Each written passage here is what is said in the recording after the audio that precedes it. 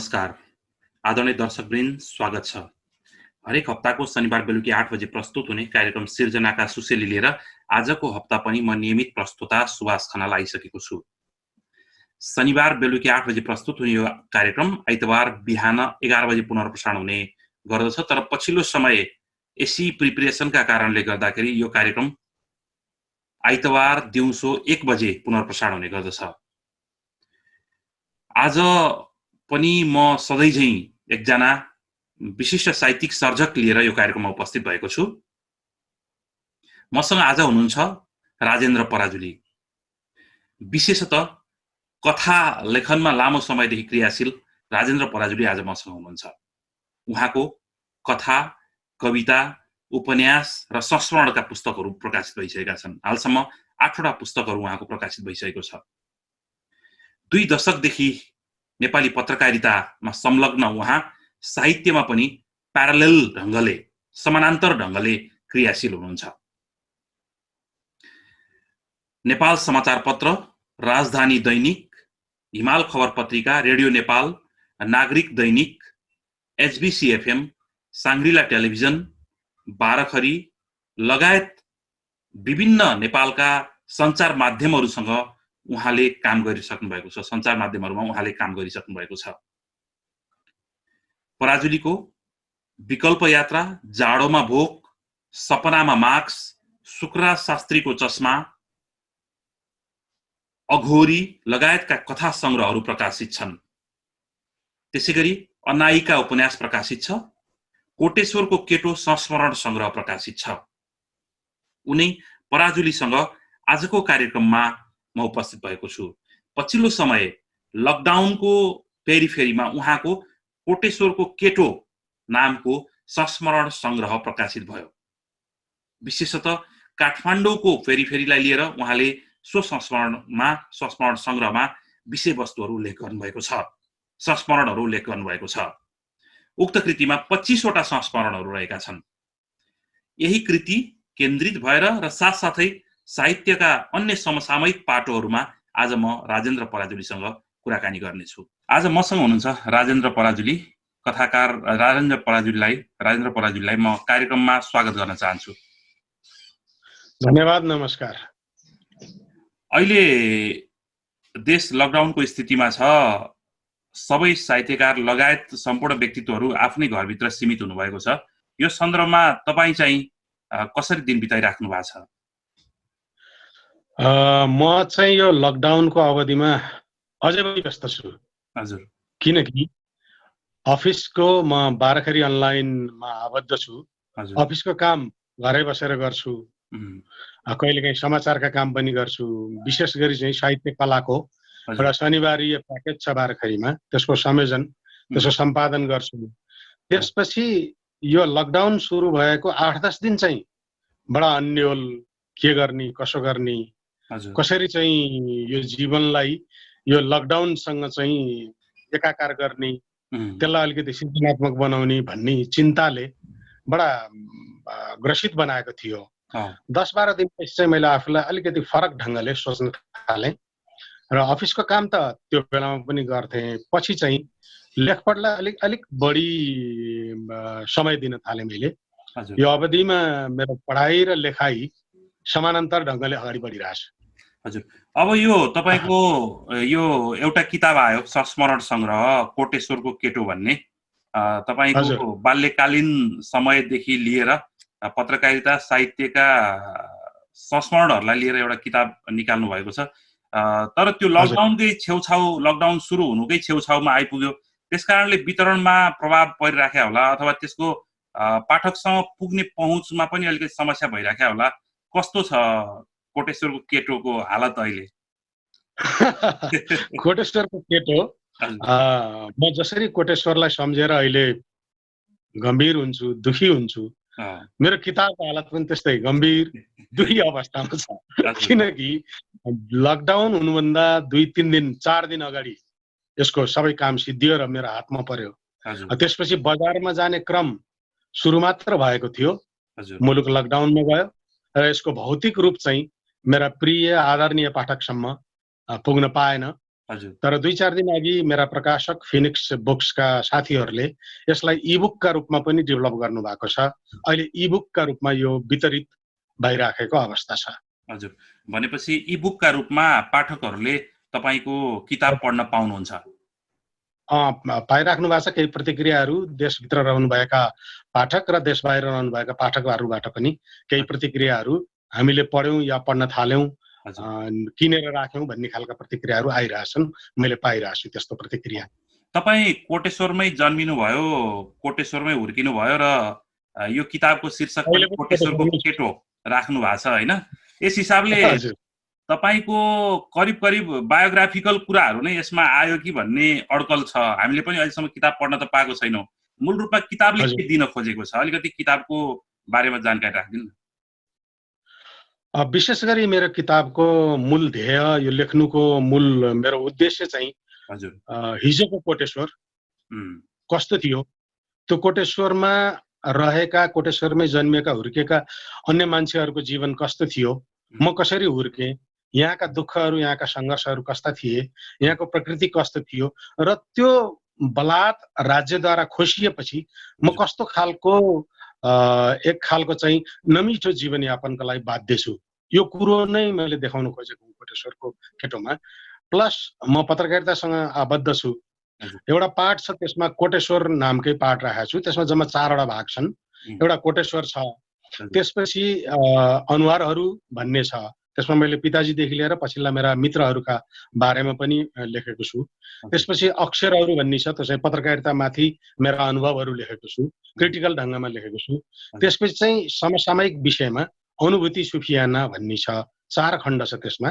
4 खण्डलाई चाहिँ चारै ढङ्गको मैले आफैले भएको जीवनको एक खालको व्यक्तिवृत्त, एक खालको मेरो अनुभव, मेरो निजी भोगाई नै त्यो पुस्तकमा उल्लेख गर्ने, लेख्ने मेरो प्रयास हो।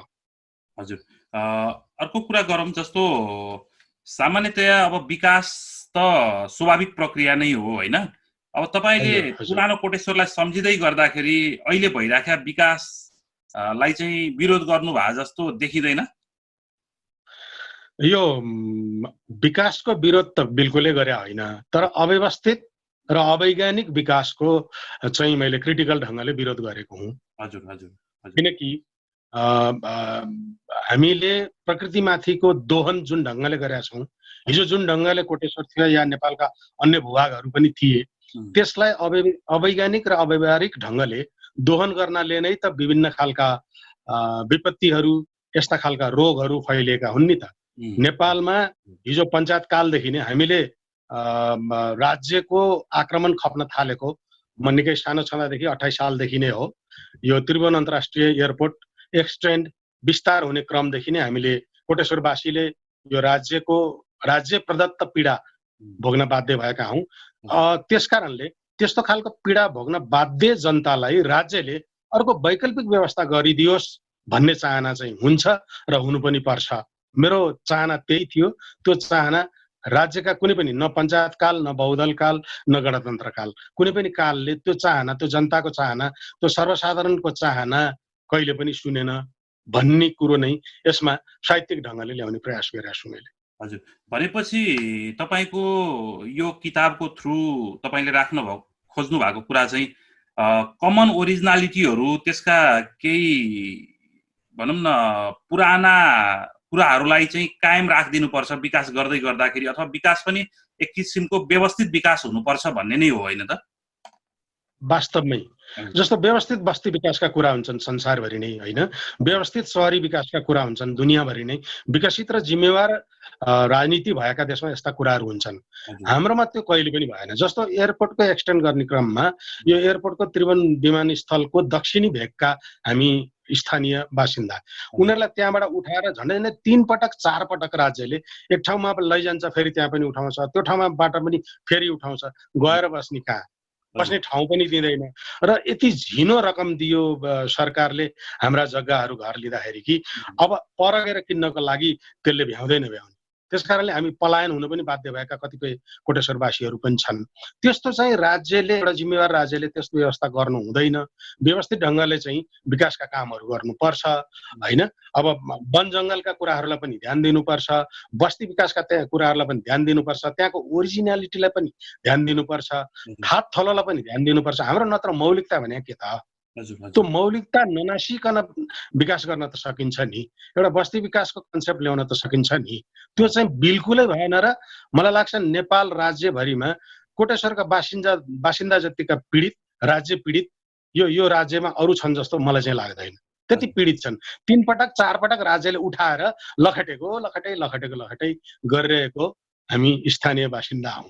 हजुर, त्यही पीडा हो मेरो किताब। तपाईले एउटा पाठमा एउटा सन्दर्भमा त्यहाँ कोटेश्वरकै सन्दर्भमा बोल्दै गर्दाखेरि काठमाडौँको सबभन्दा बस्न लायक ठाउँ कोटेश्वर नै थियो, अहिले सबैभन्दा अप्ठ्यारो ठाउँ कोटेश्वर बनेको छ भनेर कोट गर्नुभएको देखेँ मैले हैन।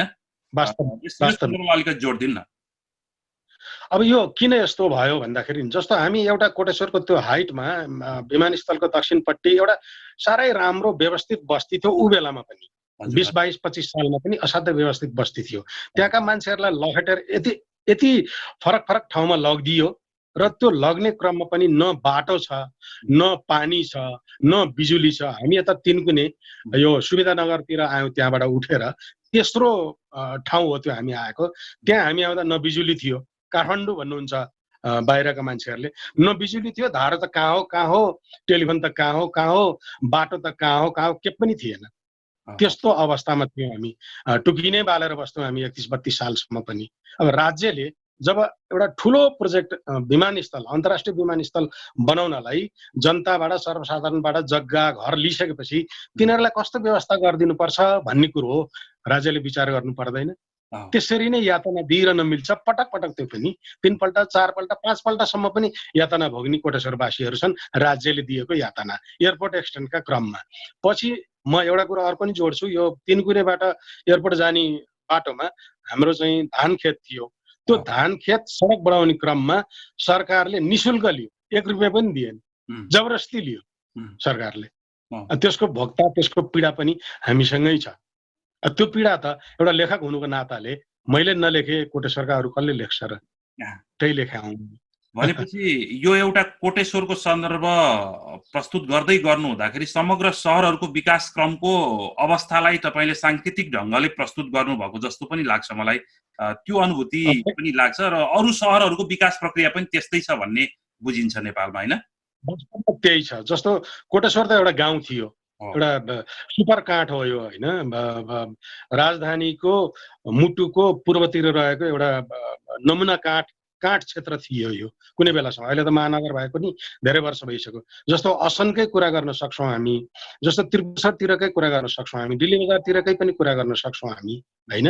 यी कुनै पनि ठाउँ सरकारले व्यवस्थित ढङ्गले बस्ती विकास, शहर विकास, अफिसहरूको विकास हैन, औद्योगिक क्षेत्रहरूको विकास। तपाईलाई एउटा उदाहरण दिउँ, कोटेश्वरको नजिकै रहेको चाहिँ खुमलटार, जो टार हो जसको नामै खुमलटार, टारलाई चाहिँ सरकारले कृषि अनुसन्धान को केन्द्र बनायो। टारलाई, जहाँ कृषिको केही कुराहरू खासै विविध कुराहरू हुँदैन।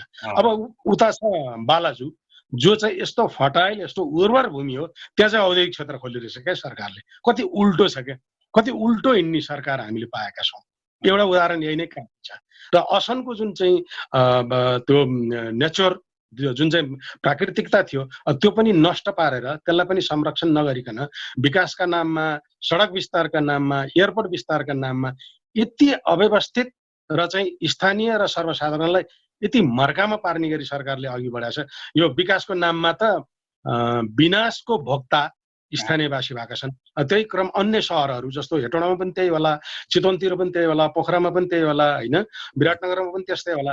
यो खालको शहरी विकासको चाहिँ कुनै पनि एउटा मोडल, एउटा दूरदृष्टि, एउटा योजना ल्याएको खासै नेपालमा चाहिँ देखिँदैन। हजुर, अब यो तपाईले लेख्नु भयो, एक खालको इमोसनलाई त पक्रिनु भयो, तर विकास त भइ नै सक्यो हैन। अब सुध्रिने ठाउँ चाहिँ कसरी हेर्ने, अथवा सुध्रिने ठाउँ छ कि छैन? कोटेश्वर त सुध्रिने ठाउँ छैन। अब सक्छ सरकारले भने यो बागमती, मेरो घरबाट पश्चिमतिर बागमती छ, पूर्वतिर मनरा नदी छ र बीचमा एयरपोर्ट छ। सरकारले सक्छ अब असाध्यै ठुलो लगानी पर्छ त्यसमा। यो बागमतीदेखि मनारासम्मको र चाहिँ जडीबुटी भन्छ त्यो भक्तपुर जाने बाटो मूल बाटो त्यहाँसम्मको बस्तीलाई उठाएर कतै व्यवस्थित ढङ्गले बसाइदिन सक्छ भने यो हुन सक्छ। तर यो नेपाल जस्तो अलिकति चाहिँ अलिक गरिब नै भनौँ, गरिब मुलुकको सरकारले यति ठुलो काम गर्न अब के सक्ला? जुन बेला सक्थ्यो त्यो बेला नै गरेन, अब त झन् के सक्ला? अब त यहाँका स्थानीय र बाहिरबाट झन्डै नेपालका सम्पूर्ण जिल्लाबाट चाहिँ बसाइसराई गरेर आउनुभएका मानिसहरू कोटेश्वरमा हुनुहुन्छ।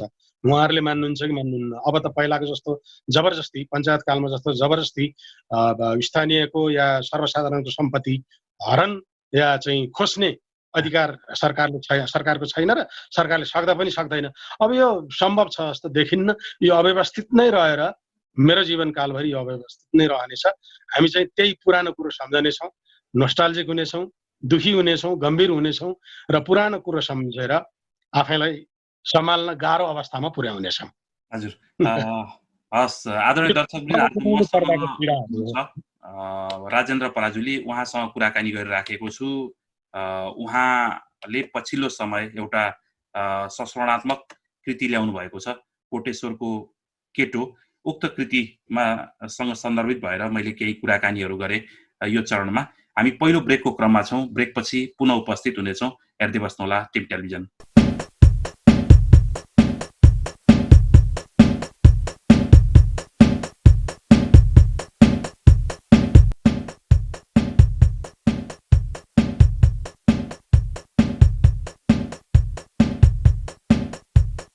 यो पहिलो ब्रेकपछि पुनः स्वागत छ कार्यक्रममा। हामी टिमको स्क्रिनमा कार्यक्रम सिर्जनाका सुशेलीमा छौँ। आज मसँग हुनुहुन्छ विशेष गरी कथामा कलम चलाइराख्नुभएका राजेन्द्र पराजुली। उहाँको पछिल्लो समय कोटेश्वरको केटो नामक संस्मरण सङ्ग्रह प्रकाशित छ। सो संस्मरण सङ्ग्रहकै विषयमा केही हामीले कुराकानी पनि गऱ्यौँ। अब लेखिरहेका संस्मरणहरूको कुरा गर्दाखेरि जस्तो नेपालमा संस्मरण लेखनको अवस्था भनौँ न, यो पनि एउटा निबन्धकै पाठमा पर्ने गर्छ। संस्मरणात्मक निबन्ध भन्ने गर्छौँ हामी। यो मेमोरी अथवा यो मेमायर भनौँ अथवा यो संस्मरण लेखनको नेपालको अवस्था चाहिँ कस्तो देख्नुहुन्छ, अथवा नेपाली साहित्यमा यसको लेखनको अवस्था चाहिँ कस्तो देख्नुहुन्छ? संस्मरण लेखन वास्तवमा एक खालको कन्फेसन हो। हजुर, यो कन्फेसन गर्न सक्नेले मात्रै लेख्दा राम्रो हुन्छ। र कन्फेसन गर्न सक्ने मान्छेले लेखेका संस्मरणबाट कतिपय अवस्थामा वैकल्पिक इतिहासको काम पनि गर्छ। जब कन्फेसन गर्ने काम हामी गर्न सक्छौँ त्यहाँ इतिहास त सत्य कुरो त आइहाल्छ, भलै तिथि मिति नहोला। तर यो समयमा बाँचिरहेका मानिसहरू र आगामी पुस्तामा आउने मानिसहरूले पनि यो समयलाई हेरेर यो समयका विषयमा स्टडी गरेर अध्ययन गरेर त्यो बेलाको समाज कस्तो रहेछ। मानौ मेरो किताब मभन्दा पछिल्ला पुस्ताहरूले पढ्दाखेरि जिब्रो अवश्य टोक्नुहुनेछ, किनकि कोटेश्वर यस्तो थियो भनेर बुझ्नको लागि त्यो किताबले निश्चय पनि एक खालको थोरै भए पनि झिनो भए पनि वैकल्पिक इतिहासको काम गर्नेछ। र नेपालमा संस्मरण लेखनको क्रम, संस्मरण अधिकांश लेखकहरूले लेखिरहेको देखिन्छ। अब हामी त लगभग अब 50 वर्ष 55 वर्षमा हिँडिरहेका मानिसहरूसँग अनुभव त पर्याप्त हुन्छ नै। कतिपय अवस्थामा अलि यङ लेखकहरूले पनि संस्मरण लेखेको देखिन्छ। अब यङ अवस्थामा पनि कतिपय मानिसका सङ्घर्ष, कतिपय मानिसले गरेका चाहिँ जीवनका आरोह अवरोह भोगेका ती कुराहरूबाट पनि संस्मरण बन्न सक्छ। कतिपय मानिसका प्रशासनिक जीवनका कुराहरूले पनि संस्मरण बन्न सक्ला, पेसा व्यवसायका कुराहरूले पनि संस्मरण बन्न सक्ला। तर यी सबै कुराहरू एउटा विषय भए, तर त्यसलाई प्रस्तुत गर्नको लागि त शैली पनि चाहियो, शिल्प पनि चाहियो, साहित्यिकता पनि चाहियो। त्यो क्रम चाहिँ संस्मरण लेख्ने क्रममा साहित्यिकता अलिकति कमजोर, कलात्मकता अलिकति कमजोर हो कि जस्तो लाग्छ पछिल्लो पुस्तामा आएका संस्मरणहरूमा। मेरै संस्मरणमा पनि जस्तो अलिकति जोडिहालौँ, कोटेश्वर भन्ने च्याप्टरमा म निकै भावुक भएको छु। त्यसमा अलिकति बढी कलात्मकता पनि होला, अलिकति चाहिँ मेरा अलिकति कल्पनाशीलता, त्यो बेलाको कल्पना पनि मैले गरेँ होला, मेरो बाल्यकालका कुराहरूका कतिपय कल्पनाहरू पनि गरेँ होला मैले। यद्यपि संस्मरण कल्पनामा मात्र लेखिँदैन, यो त फ्याक्ट फिगर सत्य तथ्यमा आधारित भएर लेखिन्छ।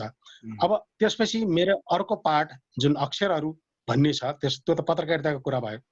त्यसमा केही पक्ष, केही चाहिँ निबन्धहरूमा, केही संस्मरणहरूमा साहित्यिकता कम र यथार्थ बढी। मैले भोगेको पत्रकारिता, नेपाली पत्रकारितामा मौलाएका कतिपय विकृतिहरू, ती कुराहरू छन्। अब ती कुराहरूले लेख्दा त मैले चाहिँ धेरै साहित्यिक शिल्प दिन पनि मिल्दैन। त्यसैले यसमा गम्भीरभन्दा गम्भीर हैन, कलात्मकता भन्दा अझै कलात्मकता र अलिकति अखबारी लेखन, अलिकति रिपोर्टाजको शैली पनि यो पुस्तकमा पाठकहरूले भेट्टाउनु हुनेछ।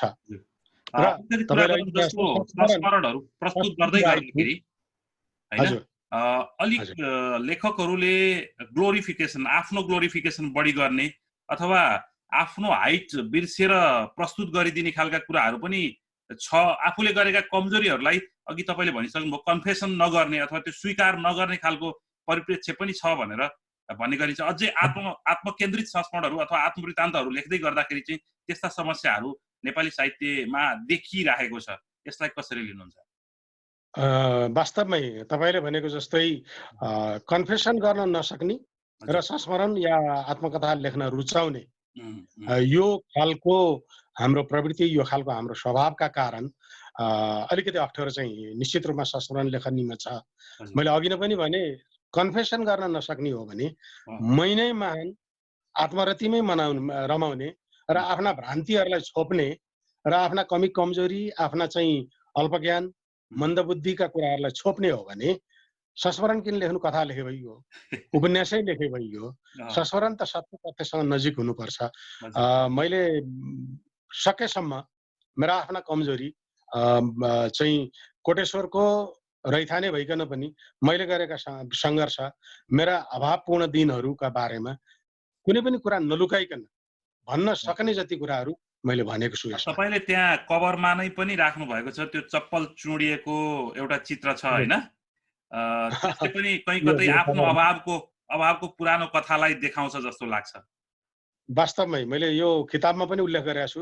मेरा आदरणीय प्रिय पाठकहरूलाई यहाँ किताब पढ्न पाउनु भएको छैन किनकि यो लकडाउनका कारण। मैले 4 क्लास पढ्दादेखि मात्रै चप्पल लाउन सुरु गरेको हुँ। 3 क्लासको अन्तिम अवस्थासम्म म खाली खुट्टा स्कुल जान्थेँ। जहाँ अहिले पेप्सी कोला कम्पनी छ त्यहाँ छेउमा थियो गुहेश्वरी मिडल स्कुल नाम गरेको। 3 क्लासमा फर्स्ट भएपछि मात्र मैले चप्पल पाएको हुँ र पहिलो दिन नै त्यो चप्पल छिनेको थियो एयरपोर्टको छेउछेउबाट जाँदा। त्यो कथा यो संस्मरणमा छ। यसरी हामी काठमाडौँका चाहिँ स्थानीयले पनि असाध्यै धेरै सङ्घर्ष गरेका हुन्छौँ, असाध्यै धेरै दुःख भएका हुन्छौँ, असाध्यै धेरै अभाव बेहोरेका हुन्छौँ भन्ने कुरो बाँकी काठमाडौँभन्दा बाहिरको दुनियाँ, काठमाडौँ भन्दा बाहिरको नेपाली समाजलाई जानकारी दिनुपर्छ भनेर मैले ती दिनहरूमा फर्केर यसमा लेख्ने प्रयास, मेरा सङ्घर्षका दिन, मेरा अभावका दिन, कमजोरीका दिनहरूलाई यसमा उधिन्ने प्रयास गरेको छु। हजुर, अलिकति बाहिरबाट मफसल केन्द्रित साहित्य लेख्नेले अथवा सामान्यतया सहर भन्नासाथ बुझाइ चाहिँ विकासको कडीहरू बढी हुन्छ अथवा त्यहाँ सम्पन्न व्यक्तिहरू मात्रै बस्छन् भन्ने खालको कुरा आउँछ। लेखनमा पनि सहरलाई बढी गाली गरेर लेखिराखेको देखिन्छ। तर सहरका पनि अन्तरसङ्घर्षका कथाहरू, आफ्ना भित्री कथाहरू त्यत्तिकै जर्जर हैन, त्यत्तिकै कमजोर रहँदा रहेछन् हैन त? मलाई पहिलादेखि नै मैले भन्दै पनि आएको छु, यो काठमाडौँलाई गाली गर्छन् नि साथीभाइहरू, लेखकहरू, उहाँहरूले, मलाई बिल्कुलै मन पर्दैन। बिचरा काठमाडौँको के गल्ती छ र काठमाडौँलाई गाली गर्नु? म आफै काठमाडौँको एउटा बासिन्दा। मैले राज्य प्रदत्त एउटा कुनै पनि सुविधा लिएको पनि छैन, पाएको पनि छैन र पाइन भन्ने गुनासो पनि छैन। र काठमाडौँको त्यसमाथि पनि कोटेश्वर जस्तो काठ, काठमाडौँमा काठहरू थुप्रै छन्, चारै दिशामा छन् काठ, पूर्व पश्चिम उत्तर दक्षिणतिरै। यो पूर्वी काठ हो कोटेश्वर कुनै बेलाको हैन। त्यो पूर्वी काठले राज्यले दिएको पीडा जुन भोग्यो यो पूर्वी काठका बासिन्दाले, मैले अघि पनि भने यतिको पीडा राज्यद्वारा दिएको पीडा सम्भवतः होला हैन, राज्यले धेरै नागरिकलाई पीडा दिएको छ, हामी देख्छौँ, पढ्छौँ, सुन्छौँ। त कोटेश्वरवासीलाई जतिको पीडा जो अहिले पनि छ, अहिले पनि त्यो कोटेश्वरवासीहरू त्यही पीडा भोगिरहेका छन्, अझै पनि छ। अझै पनि एयरपोर्ट एक्सटेन्ड गर्ने भनेर दिनभरि रातभरि मेसिन चलाइदिएर धुलो हाम्रा घरहरूतिर आइरहेकै छ। त्यसका लागि केही व्यवस्था गर्न सक्दैन राज्यले, त्यो पनि छैन। त्यसकारणले नेपाल भनेको काठमाडौँ मात्र होइन, नेपाल भनेको अन्त पनि छ र काठमाडौँ पनि एउटा नेपाल हो। र काठमाडौँको सङ्घर्ष, काठमाडौँको पीडा, काठमाडौँले भोगेको विभेद यो अन्य नेपालका अन्य भूभाग जत्तिकै छ, त्यहाँभन्दा कम छैन। हजुर, अब अलिकति तपाईको लेखन र पत्रकारिताको पनि कुरा गरौँ। जस्तो प्यारलेल रूपमा तपाई पत्रकारिता गरिराख्नु भएको छ, सँगसँगै लेखनमा क्रियाशील हुनुहुन्छ। यो ऊर्जा दिने कुरामा अथवा त्यो र मेटेरियल दिने कुरामा तपाईको कतिपय सन्दर्भमा कथाहरू हेर्दै गर्दाखेरि, अन्य लेखनहरू हेर्दै गर्दाखेरि पनि धेरै र मेटेरियल चाहिँ पत्रकारिताबाट लिनुहुन्छ कि भन्ने जस्तो लाग्छ। पत्रकारिताले मेरो जीवन सहज बनाएको छ। म 28-30 वर्षदेखि पत्रकारितामा छु, विभिन्न रूपका पत्रकारितामा छु। पत्रकारिताबाट मेरो जीवन सहज बनाउन, मेरो परिवार धान्नको लागि आर्थिक उपार्जन, सामान्य खालको आर्थिक उपार्जन भइरहेछ। साहित्य त मेरो रुचि हो, सोख हो, मेरो प्रेम हो। यद्यपि म पत्रकारितालाई पनि प्रेम गर्छु। पत्रकारिताबाट मैले मेरो साहित्यमा, मेरो कथामा यति धेरै मैले कच्चा पदार्थहरू पाएको छु। म दुईटा कुरा मेरा राइटिङमा म कच्चा पदार्थ पाउँछु। एउटा पत्रकारिता जसले मलाई सूचनाको यति धेरै खातहरू दिन्छ, एउटा त्यो भयो मेरो लेखनको स्रोत। पत्रकारिताकै कारण मैले देशका विभिन्न दूरदराजहरूमा घुम्ने मौका पनि पाएको छु। मेरो आफ्नो चाहिँ रुचिको क्षेत्र चाहिँ घुम्ने पनि भएको हुनाले पत्रकारिताले त्यो मलाई दिलाएको छ। र अर्को कुरो, मेरो बाल्यकालीन अभावका दिनहरू मेरो लेखनका कच्चा पदार्थ यिनै हुन्। अलिकति अब तपाईको लेखनमा फिचर राइटिङको प्रभाव पर्छ अथवा समाचारीय प्रभाव पर्छ भन्ने खालको कुरा गर्छन्, कसरी यसलाई? अवश्य पनि म मुस्किलले, मलाई लाग्छ मैले मेरो कथा छापिन थालेको यो लगभग 37 वर्ष जति भयो होला कथा प्रकाशित हुन थालेको। यो 37 वर्षको अवधिमा मैले मुस्किलले 100 वटा जति, 90 वटा जति कथा लेखेँ होला। तर 9000 भन्दा बढी या त्योभन्दा नि बढी मैले संख्या भन्न सक्दिनँ, त्योभन्दा बढी मैले समाचारमा काम गरेँ होला। 10,000 सम्पादकीय लेखेँ होला। अब मेरो त रात दिन बिहान सबै पत्रकारितामै बित्ने भएको हुनाले मेरो साहित्यमा, मेरो कलममा समाचारको प्रभाव पर्नु, फिचरको प्रभाव पर्नु अस्वाभाविक होइन। यद्यपि जब म अखबारको, मिडियाको अफिसभित्र छिर्छु, म आफ्नो कवि व्यक्तित्व या कवि मनलाई बाहिरै छोडेर छिर्छु। किनकि कविताले समाचार बन्दैन, समाचार चल्दैन, कविताको भाषा समाचारमा चल्दा पनि चल्दैन। र जब म अफिसबाट बाहिर निस्कन्छु, मेरो कवि मन म आफैसँग आएर फेरि ठोकिन्छ, म फेरि कवि हुन्छु। हजुर, अब यो तपाईको संस्मरणात्मक कृतिको सन्दर्भमा कुरा भयो, अलिकति पत्रकारिताको कुरा पनि जोडेँ मैले। अब कथाको सन्दर्भमा कुरा गरौँ हैन? कथा लेखनमा विशेष रूपमा तपाईको दखल छ अथवा लेखिराख्नु भएको छ?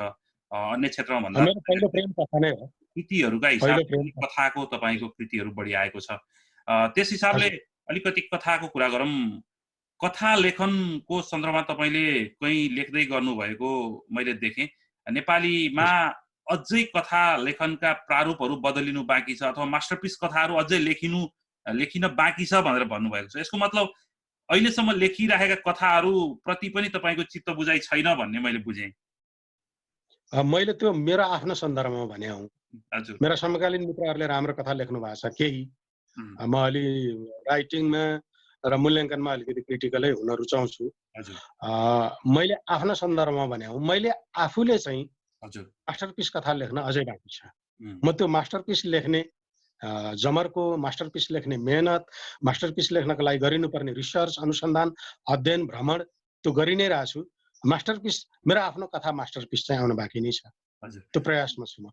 अलिकति तपाईका कथाहरू पोलिटिकल राइटिङ नै हुन्छन् अथवा सोसाइटीसँग डाइरेक्टली लिङ्क राख्ने अथवा राजनीतिसँग, परिवेशसँग, परिस्थितिसँग डाइरेक्टली लिङ्क राख्ने धेरै घुमाइफिराई कथाहरू मैले त्यति तपाईको पढेको छैन हैन? त्यसो हुँदै गर्दाखेरि कहीँ कतै यो तपाईमा यो पत्रकारिताको प्रभाव अथवा केही कथाहरू चाहिँ अलि ड्रामेटिक जस्ता नाटकीय जस्ता महसुस हुँदा रहेछन्, कसरी लिनुहुन्छ? मलाई पोलिटिकल कथा मेरो पहिलो प्यासन हो। मैले असाध्यै थोरै मात्र प्रेम कथा लेखेको छु। पोलिटिक्स या राजनीति भन्नुहोस्, राजनीति त हरेक राजनीति समाजसँग जोडिन्छ र राजनीतिप्रति समाजले या चाहिँ जनताले यति धेरै अपेक्षा गरेका हुन्छन्, किनकि राजनीति भनेको मूलनीति हो।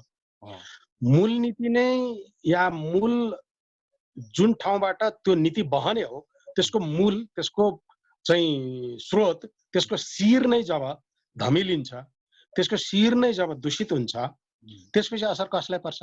हामी सर्वसाधारणलाई पर्छ। र त्यो असर सबैले त लेख्न सक्दैन। म एउटा लेखक भएको नाताले त्यो परिरहेको दूषित राजनीतिका कारण, टुच्चा राजनीतिका कारण सर्वसाधारण या किनारीकृत मान्छेले भोग्नु परिरहेको, विभेदीकृत मान्छेहरूले, विभेदमा परेका मान्छेहरूले भोग्नु परिरहेको कुराहरू म एउटा लेखकले नलेखे कसले लेख्छ? त्यो लेख्ने क्रममा राजनीतिक कथाहरू पर्याप्त आए, किनकि राजनीति नै मूलनीति, मैले भनि पनि सकेँ।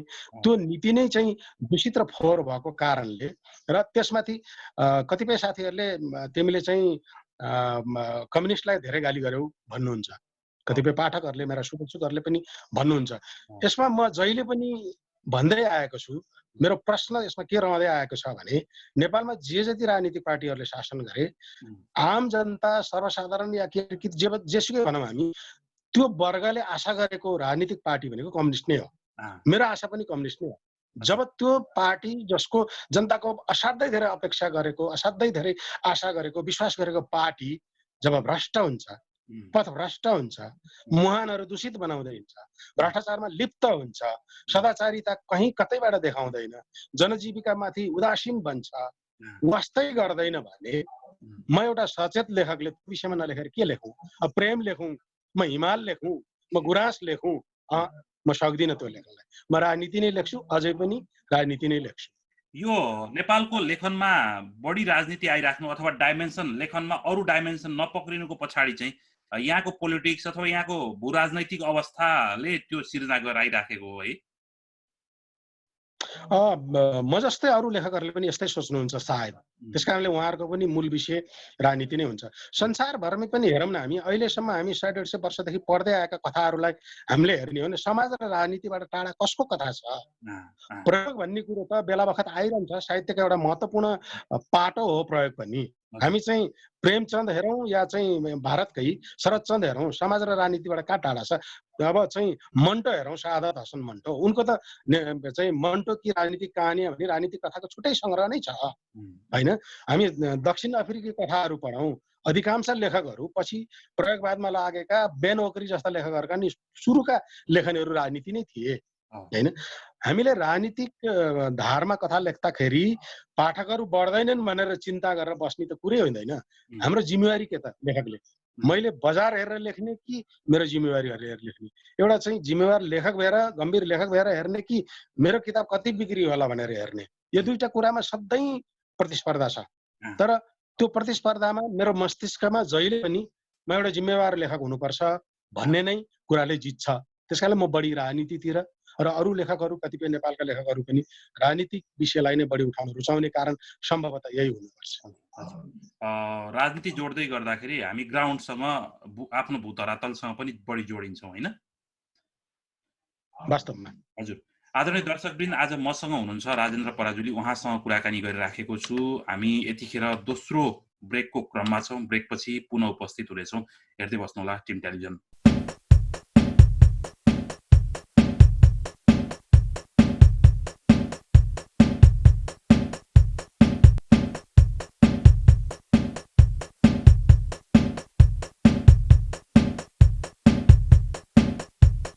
यो दोस्रो ब्रेकपछि पुनः स्वागत छ कार्यक्रममा। हामी टिमको कार्यक्रम सिर्जनाका सुशीलमा छौँ। शनिबार बेलुकी 8 बजे प्रस्तुत हुने यो कार्यक्रम आइतबार बिहान 11 बजे पुनर्प्रसारण हुने गरेकोमा अहिले एसी प्रिपरेसनका कारण हामी 1 बजे आइतबार दिवा 1 बजे पुनर्प्रसारणमा हुने गर्छौँ। आज मसँग हुनुहुन्छ राजेन्द्र पराजुली, उहाँसँग कुराकानी गरिरहेको छु। फेरि पनि तपाईसँग जोडिन चाहे। हस्, धन्यवाद। तपाईको कथाको मूल विषयवस्तु चाहिँ काठको कथा नै आउँछ।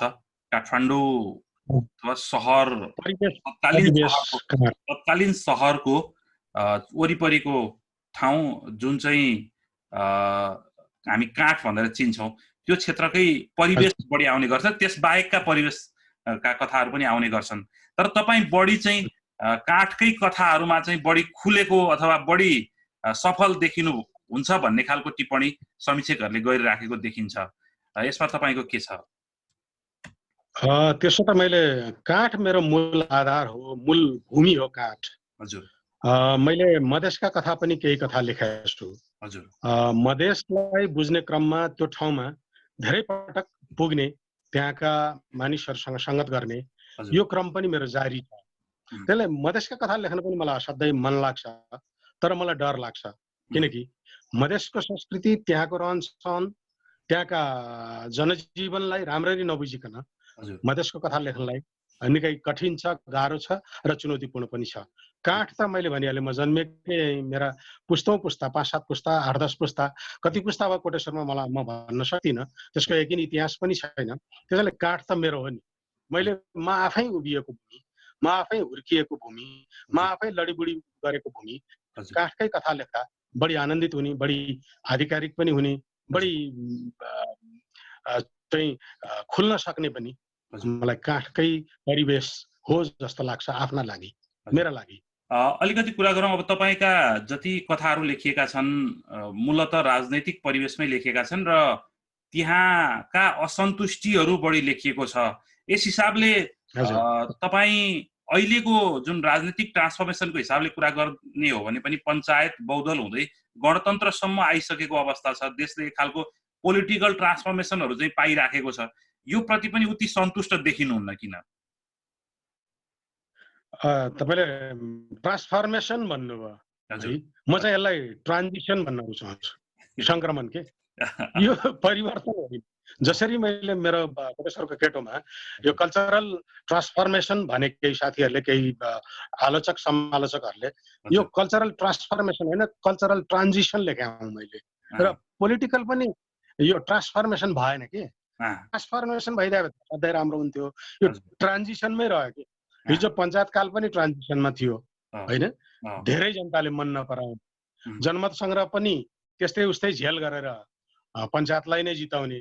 46 सालको परिवर्तनबाट असाध्यै ठुलो आशा गरियो, त्यसले पनि निराशै पार्यो।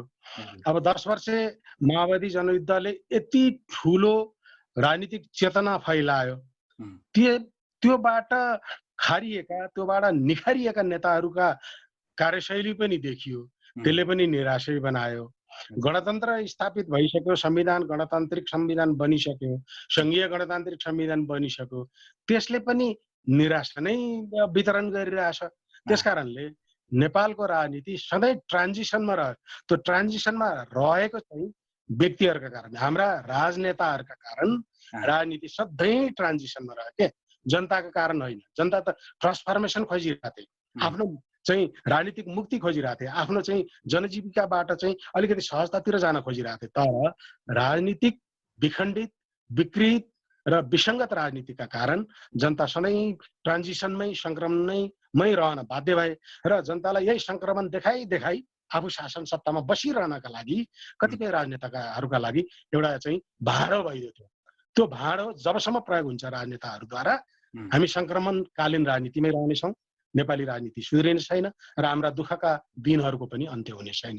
त्यही कारण मेरा कथाका विषयहरू, मेरा राइटिङका विषयहरू, मैले कतिपय अखबारमा फिचर लेख्दा पनि प्राय म राजनीतिलाई र समाजलाई नै लेख्ने गर्छु। कारण यही हो, ट्रान्जिसन। एउटा अब यी नेताहरू बिग्रिए अथवा यिनीहरूले गरेनन् अथवा देश परिवर्तन भएनन् भन्दै गर्दाखेरि होइन, एक किसिमले सचेत कवि लेखकहरू, सचेत जनता हामी पनि हुन सकेका छैनौँ भन्ने कुराको परावर्तन पनि कहीँ कतै आउनु पर्ने होइन र?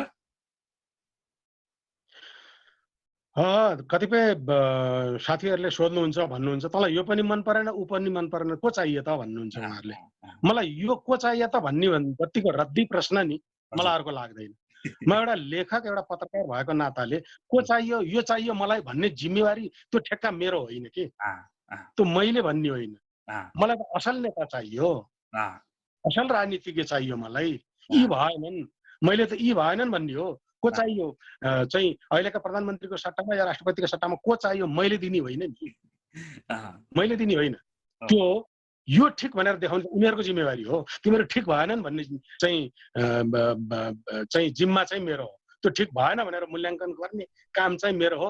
म एउटा अलिकति सचेत, अलिकति 2 अक्षर जानेको बुझेको पढेको मान्छेको काम त त्यही हो नि।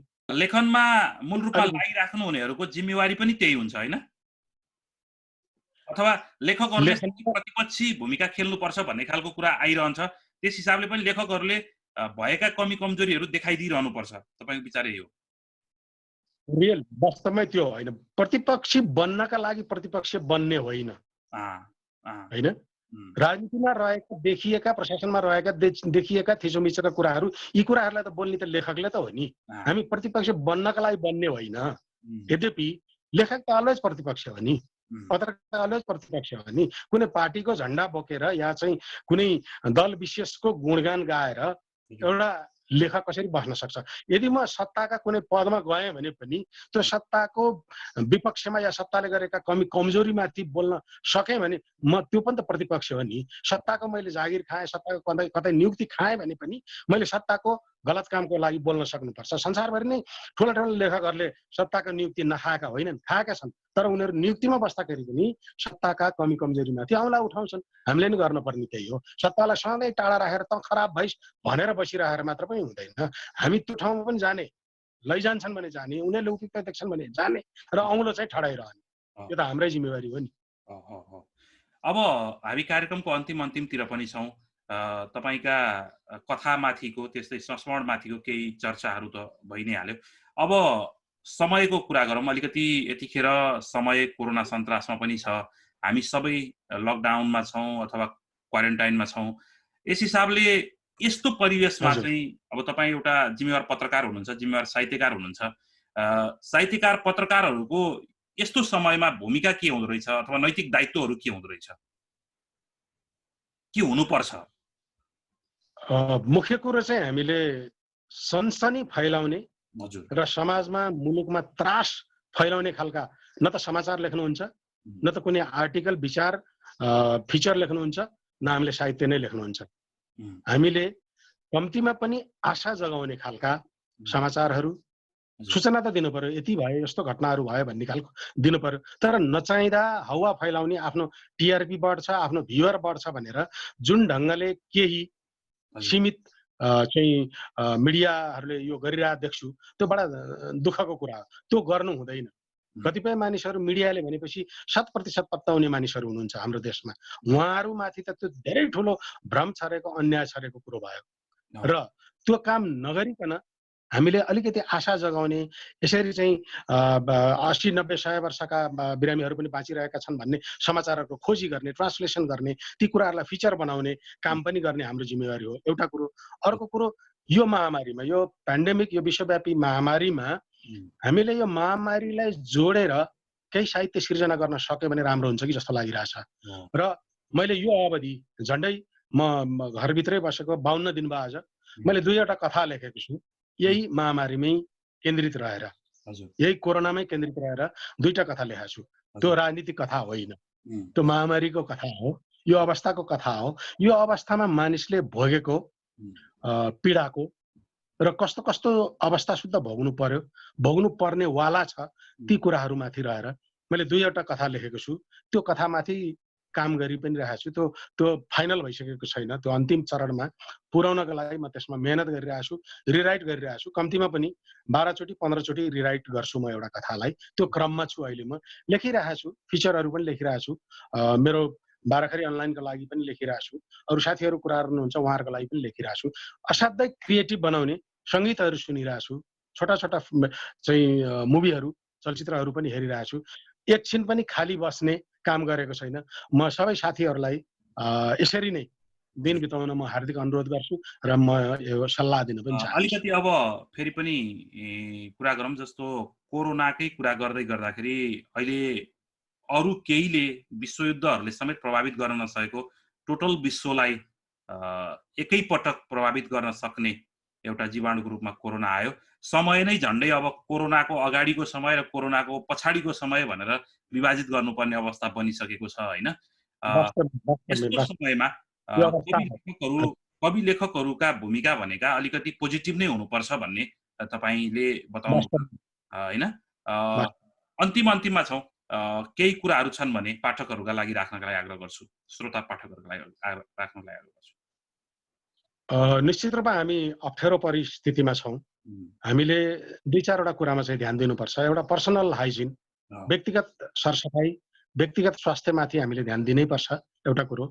अर्को कुरो, भिडभाड सकेसम्म त्यस्ता कुराहरूमा नजाने कुराहरू सरकारले पनि चेतना फैलाइरहेकै छ, निजी सञ्चार माध्यमहरूले पनि यस विषयमा चेतना फैलाइरहेकै छन्, अन्तर्राष्ट्रिय सञ्चार माध्यमहरूले यस विषयमा चेतना फैलाइरहेकै छन् र आफूलाई सकेसम्म क्रिएटिभ, जस्तो सबैले लेख्नुपर्छ भन्ने होइन, हामी सङ्गीत सुन्न सक्छौँ, हामी राम्रा राम्रा पुस्तकहरू पढ्न सक्छौँ, हामी टाढा रहेका मानिसहरूसँग भर्चुअल कुराकानी गर्न सक्छौँ र पोजिटिभ कुराकानी गर्न सक्छौँ। भोलिका दिन आज त यस्तो भयो, हामी यसबाट त पक्कै पनि मुक्त हुनेछौँ र यो जीवाणुले संक्रमित गर्ने जनसङ्ख्या भन्दा नगर्ने र बाँच्ने जनसङ्ख्या अथाह ठुलो हुनेछ। त्यो जनसङ्ख्याका लागि हामीले के दिने, त्यसका लागि पनि हामीले एउटा योजना, हामीले केही क्रिएटिभ, केही सृजनात्मक कुराहरू अहिले बनाउन सकियो भने, लेख्न सकियो भने, सङ्गीतै गर्न सकियो भने, हामीले चलचित्रकै बारेमा यस्तो यो महामारीका विषयमा केही काम गर्न सकियो भने एउटा यसले इतिहास पनि बनाउनेछ र चाहिँ पछि आउने पुस्ताका लागि पनि एउटा चेतनाको दिएको काम पनि गर्नेछ। हामी त्यतातिर सकेसम्म आफूलाई व्यस्त राख्ने, एक्लै बस्दा पनि व्यस्त झन बढी राख्न सकिएला, त्यो गर्न सकियो भनेदेखि अवश्य पनि यो महामारी कुनै दिन त अन्त्य हुने नै छ। हामी फेरि सामाजिक दुनियाँमा फर्किनेछौँ, हामी फेरि माया प्रीतिका र सम्बन्धका कुराहरू गर्न पाउनेछौँ। हामी त्यो दिन चाँडो आओस् भन्ने कामनामा के गर्न सकिन्छ त्यो गर्ने क्रममा हामीले आफूलाई उभ्याउनु पर्छ। अहिले त्यतितिर लाग्नुहोस् भन्ने म अनुरोध पनि गर्दछु। हस्, तपाईलाई यो कार्यक्रममा जुन समय उपलब्ध गराउनु भयो, विशेष धन्यवाद दिन चाहन्छु।